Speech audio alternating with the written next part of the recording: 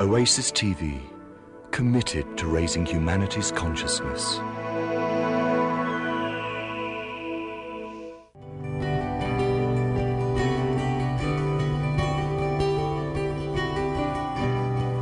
Let's back up a little bit. First of all, real life. Real life is a storm of creative energies. That's what real life is. Real life is not your magazines stacked up perfectly on your coffee table. How many of you are disappointed to hear that? That is not real life. Real life is not the butler and the maid and everybody standing in perfect service waiting to handle and do. That's not real life. Another disappointment, huh? Yeah. Real life is a vibrant flux. But it is a vibrant flux, a storm of these energies that are themselves, Ellen, always reconciling themselves. Now, we're talking about a storm, so we're going to take a parallel here, and then we'll come back to what do we do? How do we use the moment of a storm in our life? First,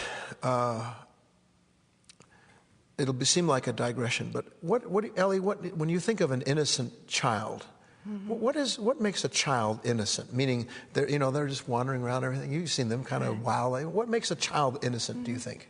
They seem to be open to everything, are not judging. They're curious about everything. There doesn't seem to be a negative judgment of things. They're not apart from what they're in. So whatever it is at the moment becomes the world to them, a deep fascination. And they give themselves to it. And they give themselves to it. Now, in a child's life, and we can see this in our own lives, there come moments where something happens and where before that child didn't have any pictures of itself at all. In other words, it wasn't relating to the world around it through something of an idea about itself or a belief about itself. It was just in a relationship with life as a natural energy in response to a series of energies transpiring.